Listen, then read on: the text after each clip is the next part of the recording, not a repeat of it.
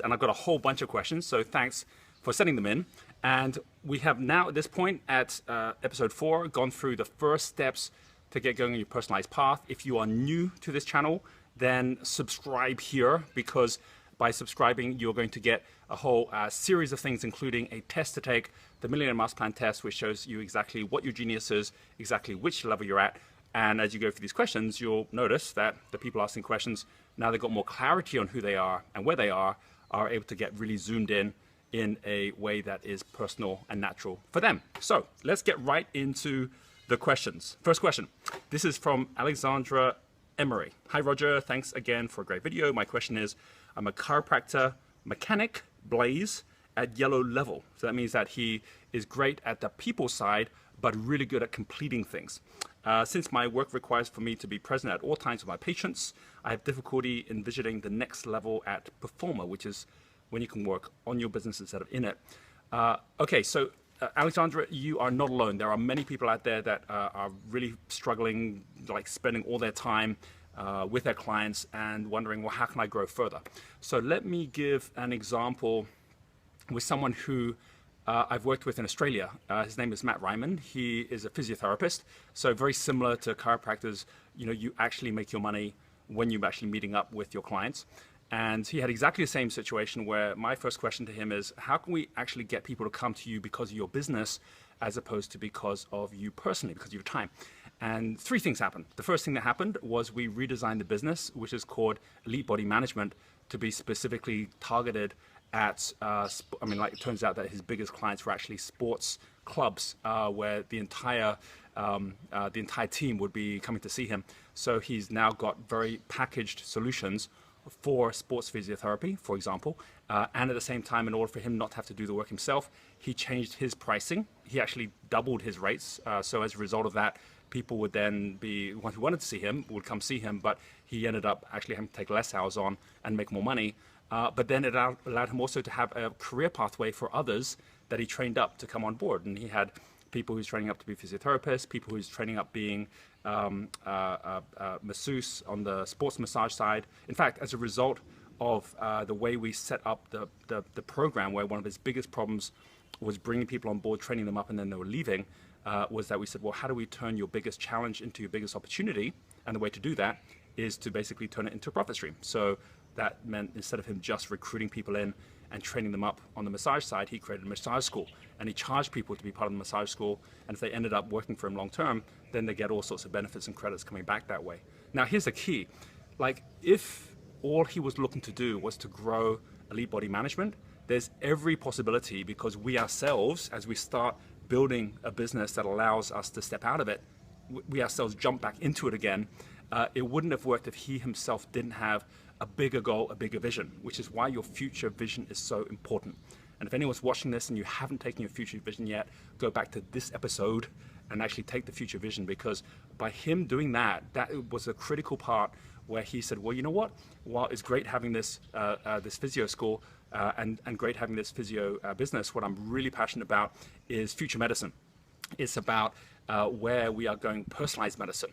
And so by freeing him up from the business where he was in it every day to one where he structured it through some of the things I just mentioned to allow himself not to be so busy in it, he got really excited about his new mission, where he's now started up something called The Ultimate Human, which is a foundation supporting like the latest technologies which will allow us to understand our own physiology using all the latest tools that are available, and something called PH360. And I'll leave some links here so you can go have a look at them if you're interested, which is personalized medicine and advice based on yourself and in the future through your DNA as well. So he's now been traveling around the world, totally different life from what he had before, as a result of him just being really, really clear what he really wanted to do with his life and how he can actually set up his business in a way that I can actually work without him, right? So I'd go along and look at his website and see how he does it, and those are the exact same steps that you could be taking as well. All right, second question, Woon Tan. Woon Tan, hi Roger, as always, thanks for sharing the videos. The Clean Web Conversations podcast, where I promote web-based sustainability technologies, is now taking shape. Awesome. I'm going to change the videos to make them shorter and simpler after watching the videos. Awesome. Okay, here's my question. You mentioned about parachuting in versus building the brand up. So that was in a previous video, last Q&A video, which is here. I'll be putting all sorts of different links in here, so just go to the ones that are useful to you. But in that way, I'm talking about the difference of having to work really hard for years trying to build up your brand compared to tying up with the right people and parachuting in. Right? Basically, it's all about trust and credibility. And if you're partnering with the right people, then you effectively straight away have their endorsement towards what you're up to as well. So he said, are these two mutually exclusive ways of growing a business, or is it possible to be doing both at the same time? And what's the best way to determine the approach? Okay, so Wuntan, the answer is, at the very beginning of anything, it's a whole lot easier to parachute in. So for example, with my book in America, if I'd gone there trying to build my brand over many years, it would have taken a long time. But by partnering up with the people that were already New York Times bestsellers, finding things that I could do to support them, what would be most valuable to them, and vice versa, it was much, much easier to be able to, as a result of that, be recommended to their database, to their community, and for that community then to trust me because I was coming with the endorsement of someone they already trusted. However, while to begin with, it's always easier to start that way, and obviously later it's easier to actually build off your own brand once you've built it, there are some mechanics you can use which make life much, much easier for you to bring the two together. So let me give you a couple of quick examples. Heather Yelland. Heather Yelland is someone who is based in Australia. She was in the consultancy side. When I started working with Heather, her whole passion, she found out, was kids. She wanted to really support children, and she was like saying, how can I support their education? We in Bali had already set up a partnership with Supercamp, which is one of the largest, this is Bobby and Joe, Bobby DePorter, Joe Chapon. They set up Supercamp, maybe 20, 30 years ago, and it's had millions of kids go through it as a summer camp program, which is all about accelerated learning. And what we did is we created a co-brand. So this is like where you parachute in and you build your brand at the same time. And we created a co-brand called Green Supercamp together with the Green School. And this runs now every year at around about July time, where kids can come in and use all the tools of Supercamp linked to the green side, which is what we created as a partnership with the with the Green School and Green Camp. And then from there, when Heather came on board and said, well, I can either try and create the whole thing myself, or if I partner up in the same way with Supercamp and then also Green Supercamp, I can run my own Green Supercamps in Australia, which is exactly what she does now. So she didn't have to figure it all out. All of the testimonials over the 20, 30 years that Supercamp had grown, or the credibility, even the business model itself, all of it basically people are willing to share with you if you're partnering with them in a way that they're making money and you're making money as well. So that's like a really good example of creating something I call a hinge. A hinge is the fixed point which allows everything else to move. Green Supercamp's a hinge between Supercamp, so it supports them and their brand building, between the Green School, Green Camp, and also between the kids and even the schools in Australia that want to connect in with that as well. Another example for like the corporate market, if it's not so much about education, Michelle Clark with Talent Dynamics. Again, links here. Talent Dynamics is our corporate side for Wealth Dynamics. And when Talent Dynamics started, again, very little credibility in the market because corporates hadn't heard about it. They didn't know it. But when we really got focused at trust and the whole key concept that if you actually can get people in their flow in business, then they can be far more trusted as well. As a result of that just thought process, it's like, well, how can we really parachute in on that concept of trust? And what Michelle created was something called the Trust Conference, which has now been running for 2 years. It's attracted, this year was 800 people who came along to it. And we teamed up with Stephen Covey, who wrote The Speed of Trust, or this year, Bob Geldof, where everything he talks about is how the trust of movements can be far greater than even how much we trust our governments. And so by connecting with the right people who are part of what's now called the Trust Movement and creating the Trust Conference, we created a space where everyone can come and play and where we could actually build instant credibility, which is allowing us to work with all sorts of people in the community, including people that theoretically would be our competitors, because everyone's in it now, basically supporting the same thing, which is something outside of ourselves. This is the difference of having a personal brand, which I'll come on to, a company brand, and a product brand. That you can actually create in both these cases a product brand, which actually allows you to parachute in and build up your credibility at the same time. And that product brand is something that you effectively co-create and co-own with others as well, right? So anyway, there's There's some examples for you. And by the way, there's a video on how do you really start from scratch and doing this here, which are the first 4 steps in building any business. Highly recommend you watch it because it's about how you collaborate with people when you start with nothing to really get going at the fastest speed possible and with the greatest trust. Okay, next question. Crizia Jeverly Lucero. Hi Roger, I'm Crizia and I'm from the Philippines. Hi Crizia. Here's my dilemma. I'm 24 years old.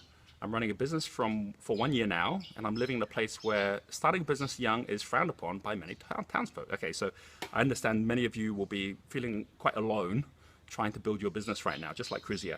I feel alone and I don't know where to get mentors and a team to help me in my business. Now, I don't know what direction to go to and if I should continue my business or not. See, this is one of the worst things, right? It's like you're passionate, you want to get going, but you don't have the right environment. Like this is, for me, one of the biggest myths about success is a lot of us, we're taught success is how much you want it. You know, how much do you want to be successful will determine your success. Not true. Not true, because if you are there determined for your success, but everyone around you isn't, no matter how hard you work at it, it's like swimming upstream, right? It's not the easiest way to go.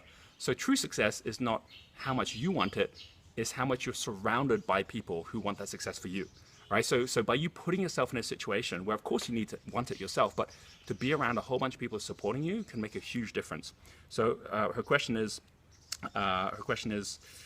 can you suggest things I can do to continue and get over these walls that I can encounter? The most important thing is to connect up with people who support you. And the good news is it's easier than ever to do this because of the internet, because we can connect with people virtually in other countries even. So the first thing I recommend is connect with the right communities.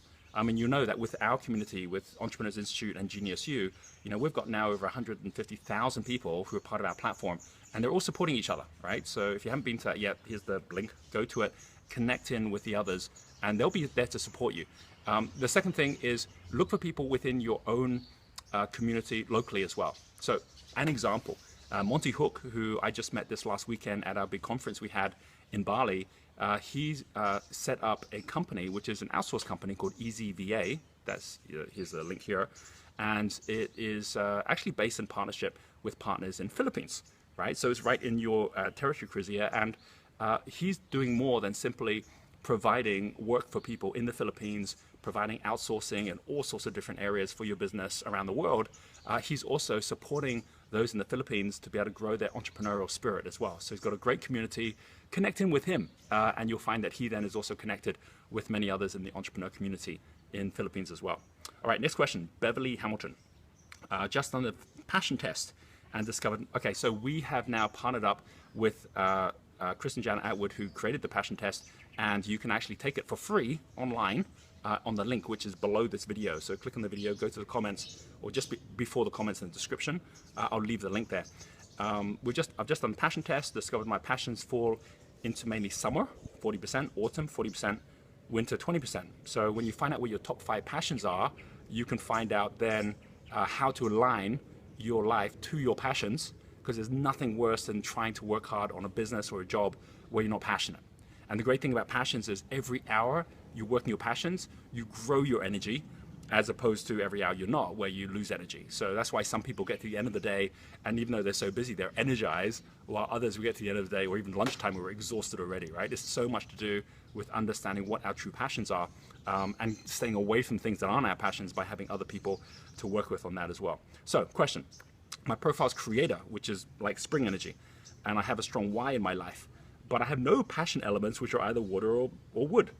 Is this a paradox? Or am I just being not honest with myself? Are my passions what I need to focus at, or is it more my genius, right? Which way does it go? So really important distinction. Your passions are what you love to do. Your genius is what you do well. You want to find people with the same passions as you because you all love the same thing, whether it's education or travel or health. But you need to find people who have different geniuses than you, because you might be good at creativity, you need someone good at the numbers, someone good at the people. So remember, passions, find the same people.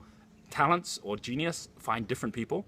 And what's most important about this is that you will find that over your life, while your genius will always stay the same, your passions will change. You know, a lot of my passions today are around health, around family, where when I was younger, like in my 20s or 30s, I had passions which were in different areas around adventure and fun. Things will shift as you go through life, and your passions will move as well through the seasons.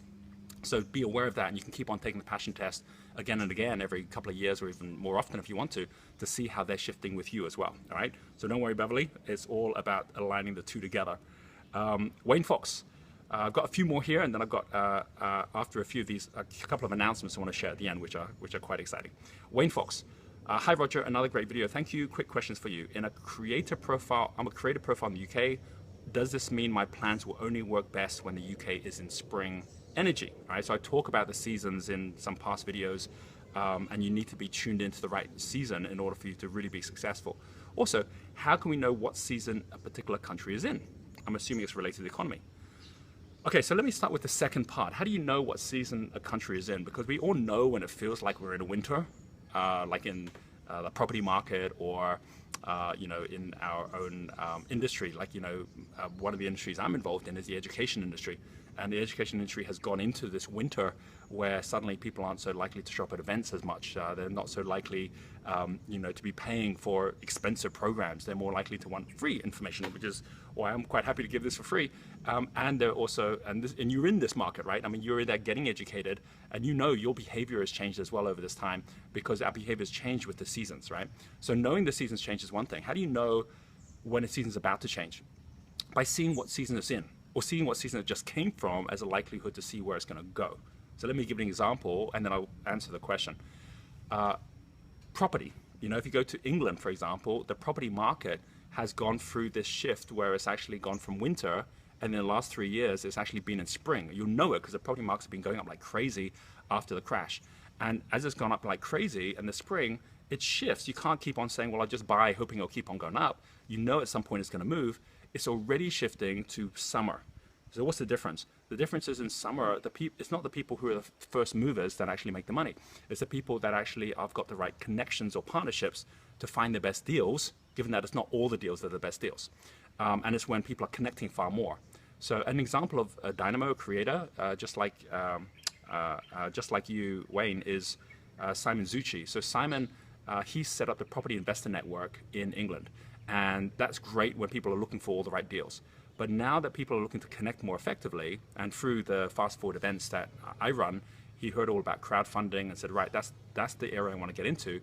Then he actually set up a company called Property Crowd. Now, this is one of the first crowdfunding platforms for property in the UK. And here's a link here, right? So this is definitely a place to go to if you're looking at the latest trends on how people are actually getting together to buy properties.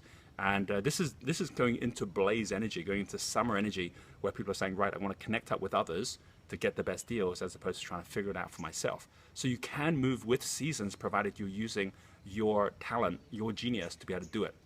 One more example, Webinar Vet. This is Anthony Chadwick, also in England. And same thing was happening in professional development in the vet industry. He was a vet, and it was going through winter where people were wanting the cheapest possible way for them to get their CPDs, which is their professional development points. And all vets need this. So they had to go to these training sessions, which meant they had to close down their practice to go and do these sessions. So he said, well, why don't I set up a site where that site would be creating webinars for all the vets, which is what he did. So Webinar Vet now has got thousands and thousands of vets who come to it every day to actually take his programs. And that's grown into a really sizable business online.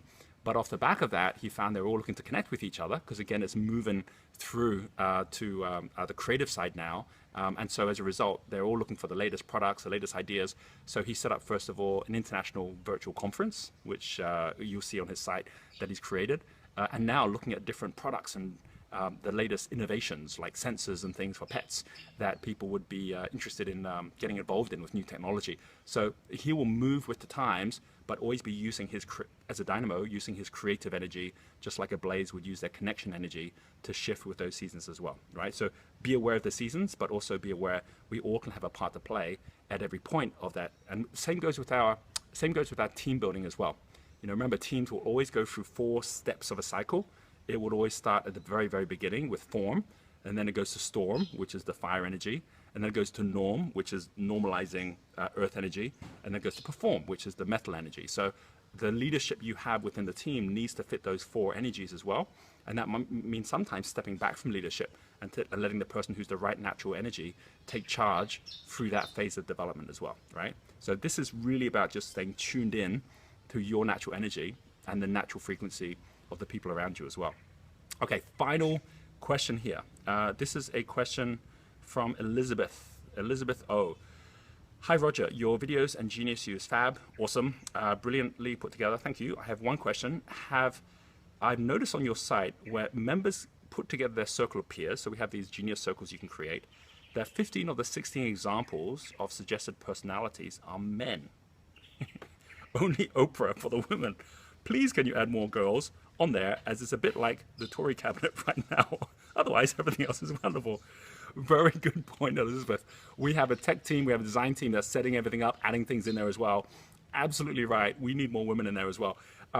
What is really amazing, and for many of you watching this, you'll be women, and for those of you who are not, you will know that there is this massive shift or growth in women leadership around the world right now. So we actually have more women than men using our Genius Youth site right now. We're going to do that. But what I'm going to do right now is I'm going to go through suggestions already of people you can follow as role models in each of the geniuses who are women. On the Dynamo side, if you pick up Thrive, which is Arianna Huffington's book, Arianna is an amazing example of a dynamo energy. There's a number of new billionaires as well. People like Tory Burch, good example. People like Sarah Blakely that have made their billions by their creativity. Even the likes of Beyonce and the way that she's thinking differently about like how she's growing her. Oh look, the sun's coming out. It's morning time here. Even the way that Beyonce has gone about her innovative process of how she's launching her music nowadays and the way she's creating things, always one step ahead. Really good examples of dynamo genius. Blaze genius, there are now a whole bunch of women leaders who are showing up. Even like with Facebook, you take someone like Sheryl Sandberg who wrote Lean In, really great book. She's all about leadership and how women are taking charge and the way they're taking charge in the workplace. Indra Nooyi, who is the CEO of Pepsi, or Ben Whitman, CEO of Hewlett Packard, who used to run eBay. These are all examples of people that really get the people side, and that's why they're actually now able to run these massive businesses. Tempo, Marissa Mayer, who is the head of Yahoo. A lot of people will say about someone like Marissa, she just went and did another, $600 million acquisition today as I'm doing this video. Why don't you go out and be creative like other people instead of going out and buying these different businesses? Well, because she's a tempo energy, she's much better at being sensory of what's around her and basically buying in or collecting those things as opposed to going out creating her own thing, which is why I really believe the likes of Yahoo is going to be very successful as we're moving through the mobile, because with mobile, it's gone through the creative side. It's now already into summer energy, and it's only a matter of time before it comes into tempo. And I think at that point, they're going to be really positioned. That's my personal view, but it's also just understanding her profile. Another example, Susan, I don't know if I'm sharing her name right or not, but I think it's Wadziki. Susan Wadziki is the new head of YouTube. So this video is on YouTube. And a massive shift happened on YouTube just in the last year, because after she took charge, whereas the last head was a creator profile, always come up with new ideas, and a lot of the people who are on YouTube, a lot of the YouTubers were feeling they weren't getting served so well. Susan comes along and everything's much more sensory. She actually listens to them. She's actually saying, this is what we can do for you based on what you're saying, as opposed to what we think you want. And as a result, she's actually got this huge shift happening in the community, happening right now on YouTube, because of the way that she leads very, very differently through consultation as opposed to innovation. Right? So we've all got different leadership styles, like I mentioned. Or on the steel side, hey, did you know the entire world's finance markets are now run by women? We've got the likes of Janet Yellen, who runs the Federal Reserve, Christine Lagarde, head of IMF. Even in all of Europe, Angela Merkel, who's a Lord profile, very much steel side, who's the Chancellor of Germany. These are all people that are actually driving a lot of the world's economy right now, or leading it from the head. And that's a really interesting shift that's happened, because that certainly wasn't the case 10 years or even 5 years ago. So there is a shift that's taking place. That's an answer to you, Elizabeth, but we certainly will be putting more and more case studies like that on our site. And with that said, I'd like to share with everyone, if you have not yet subscribed, subscribe. We're about to go to the next step. After this episode 4, episode 5, we're going to be starting to raise up the levels, starting with how do you really make your personal finances set for the future, where you've got a multi-million-dollar plumbing system in place, which allows you to then grow your wealth and make sure that as you're flowing in through the way you're turning your time into money, that everything shifts. Remember, at the end of the day, when it comes to your money. When you spend your money, you can always get more, but when you spend your time, when it comes to your time, you never get that back. Your time's your greatest asset. And on the next video, we're going to see exactly how you turn that into money in a way which is most natural for you. Hope you've enjoyed this video. Make sure that if you have any comments or you have any questions that show up, you post those questions so we'll get to them in upcoming videos as well. And until the next video next week, keep shining brightly, and I'll speak to you again later. Bye.